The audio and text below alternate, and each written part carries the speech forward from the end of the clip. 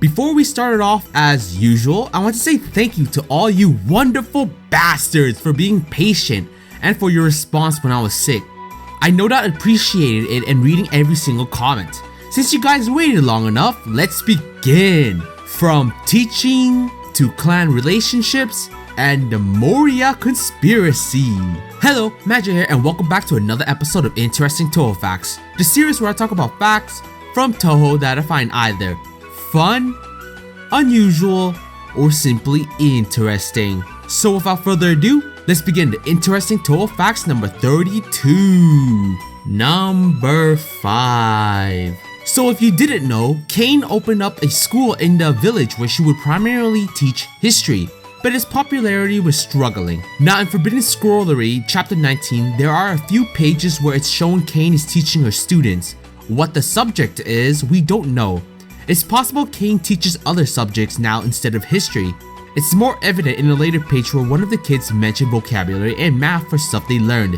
Throughout the chapter though, we see other adult figures in the building, so either each adults are responsible for their own subjects or each teacher has knowledge on all subjects and rotates with the kids like in first, second, and third period kind of thing. Number 4. This next fact I want to talk about is Sawako and Kanako. While they're both gods, they're still quite different from each other. Kanako was actually a human who later became a divine spirit, considering she's listed under this. A divine spirit is a spirit of a human who achieved godhood, either during their life or after their death. Sawako, on the other hand, is different from Kanako. She's one of the Yarormyr no Kami. It's pretty much gods belonging to the Shinto religion. Yarormyr no Kami literally means 8 million gods, although it's best defined as many or myriad gods, as there exists an uncountable number of gods in reality. 8 million or not, that's a shit ton of gods, that's for sure. Number 3. I want to talk about Sanae this time, specifically her role as the Wind Priestess and Shrine Maiden. Being a Wind Priestess means to be the priest to worship the god of wind.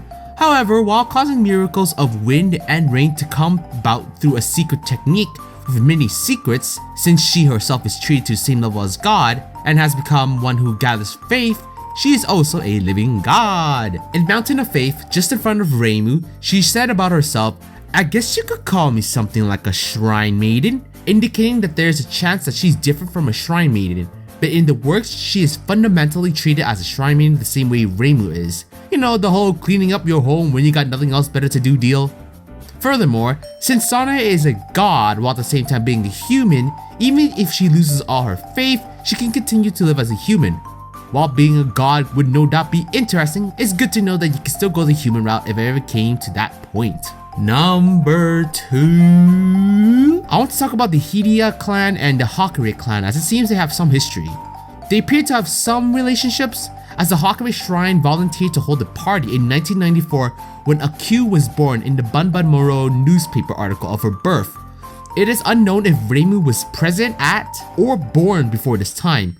The earliest known year in the Touhou project that Reimu's been depicted was 2001 or 2002 in Curiosity of Lotus Asia, chapter 22, but Reimu's age at the time isn't stated. Reimu's dialogue in Memorizable Gensokyo shows that she's been to the Hideya residence before and is familiar with it, but has not met Akyu in person prior to the events of the story. I didn't even know that the Hakare and the Hideya were even a clan to begin with. To be honest, that was probably the most shocking part about this whole fact. Number 1. For the last fact, I want to talk about the Moriya Shrine conspiracy. You may be asking, what the bloody hell does that mean? I'm glad you asked. Basically, Kanako was indirectly responsible for the events in Subterranean, Undefined, Hiso Tensoko, and 10 Desires. Damn, Kanako, you really wanted to get your name out there, didn't ya?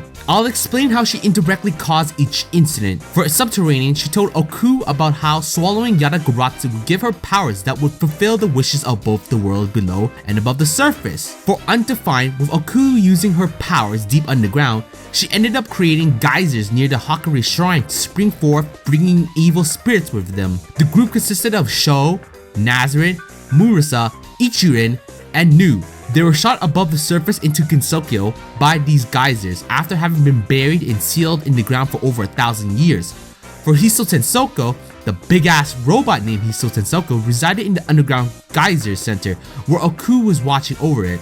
And for 10 Desires, after the events of Undefined, Kanako helped Byakuren create her temple right above the mausoleum where Miko and her crew were resting. Byakuren purposely built on top of it so she could keep an eye on the seal. Ironically, this choice ended up being exactly why the seal was broken in the first place. Pretty much, when in doubt, blame Kanako. But yeah, hopefully you guys enjoyed this episode. Which facts were your favorite? Do you think Kane teaches a bit of everything and not just history? Was it surprising or not that the Hidia and the Hakari clan knew each other? And the fact that they were even a clan to begin with? Or do you find it hilarious how many of the games all came to be because of Kanako? If you enjoyed this video, please give it a like and subscribe. Like always, this is Magi and thanks again for watching.